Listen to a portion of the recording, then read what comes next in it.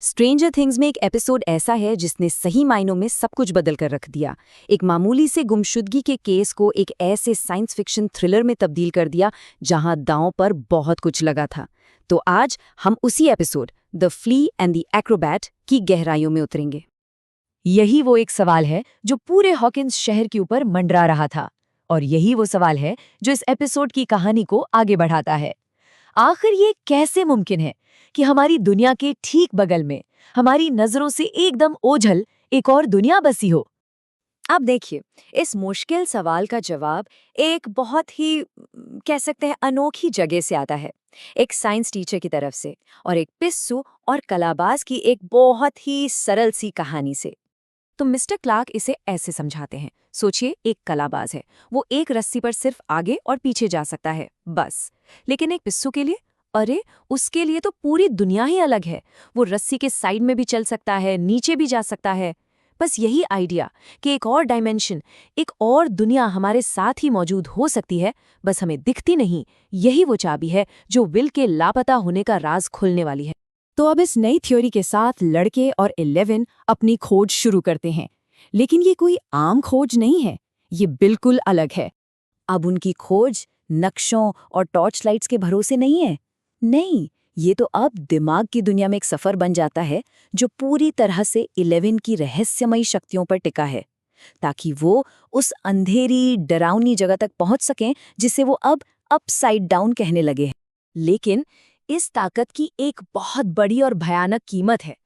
हर बार जब 11 upside down की दुनिया में झांकने की कोशिश करती है, तो ये चीज उसे शारीरिक और भावनात्मक दोनों तरह से तोड़कर रख देती है। नाक से खून बहना तो बस एक शुरुआत है, ये इस बात का सबूत है कि उसके शरीर और उसकी आत्मा पर कितना ज्यादा जोर पड़ रहा है। और इस सब सुपरनैचुरल उथल-पुथल के बीच में ना, कुछ बहुत ही मानवीय हो रहा है। माइक अब 11 को सिर्फ एक हथियार की तरह नहीं देख रहा, वो उसे एक ऐसे इंसान के तौर पर देख रहा है जो तकलीफ में है, और वो उसकी हिफाजत करना चाहता है। उन दोनों की दोस्ती ही कहानी का इमोशनल सेंटर बन जाती है। तो एक तरफ जहां बच्चे थ्योरी और दिमागी शक्तियों से जूझ रहे थे, वहीं दूसरी तरफ बड़े लोग एक बिल्कुल अलग तरह की लड़ाई लड़ रहे थे। एक ऐसी लड़ाई जो झूठ और धोखे के खिलाफ थी। हॉपर और जॉयस को अंदर से पता था कि कुछ तो बहुत गड़बड़ है। उन्होंने सीधे अधिकारियों से सवाल जवाब किए, जबरदस्ती मुर्दाघर में घुस गए, और फिर उस भयानक सच का पर्दाफाश किया। विल की लाश असल में एक नकली गुड़िया थी। ये एक बहुत बड़े सरकारी कवर अप का हिस्सा था। और बस यहीं पर कहानी के सारे धागे एक साथ आकर जुड़ जाते हैं। दो बिल्कुल अलग अलग रास्ते, एक जो थ्योरी पर बना था और दूसरा जो ठोस सबूतों पर, अब एक ही भयानक सच पर आकर मिलते हैं। देखिए, बच्चे अपने बेसमेंट में बैठकर ये समझने की कोशिश कर रहे थे कि एक पैरेलल डायमेंशन कैसे काम कर सकता है, मतलब वो फिजिक्स के नियमों को समझने में लगे थे। और उसी वक्त हॉपर और जॉयस उस डायमेंशन का एक असली फिजिकल दरवाजा खोजने वाले थे, जो उस सरकारी लैब की दीवारों के ठीक पीछे छिपा हुआ था।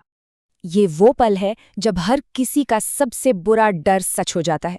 उन्हें न सिर्फ अपसाइड डाउन का दरवाजा मिलता है, बल्कि उन्हें उस चीज की एक झलक भी मिल जाती है जो अंदर रहती है, एक ऐसा भयानक जीव जो उनके सबसे डरावने सपनों से भी परे है। लेकिन सच जानने की हमेशा एक कीमत होती है, और इस मामले में वो कीमत बहुत ही खतरनाक है।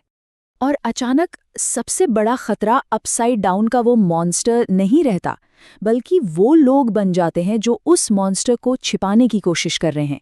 मतलब सरकारी एजेंट्स जो सच को दबाने के लिए किसी भी हद तक जा सकते हैं। अब ये सिर्फ एक रहस्य सुलझाने की बात नहीं रही, ये तो वक्त के खिलाफ एक दौड़ बन चुकी है। एक तरफ विल अपसाइड डाउन में लगातार कमजोर हो रहा है, और दूसरी तरफ हॉपर और जॉयस उन्हीं लोगों के चंगुल में फंस गए हैं जिन्हें उन्हें रोकना चाहिए था। समय बहुत तेजी से हाथ से निकल रहा है। तो जब ये एपिसोड खत्म होता है, हर कोई पहले से भी ज्यादा बड़े खतरे में है। बच्चों को सच पता है, पर उनकी सबसे बड़ी ताकत 11 बहुत कमजोर हो चुकी है। बड़ों को भी सच पता है, लेकिन अब वो खुद दुश्मन की कैद में है। और विल, वो बेचारा तो उस मॉन्स्टर के साथ फंसा हुआ है और उसकी जिंदगी दांव पर लगी है। और ये एपिसोड हमें एक दिल दहला देने वाले सवाल के साथ छोड़ जाता है। उन्होंने सच तो खोज निकाला है, लेकिन क्या इसी सच की वजह से वो सब बर्बाद हो जाएंगे? क्या विल को बचाने में अब बहुत देर हो चुकी है? यही वो सवाल है जो हमें बाकी सीजन देखने पर मजबूर कर देगा।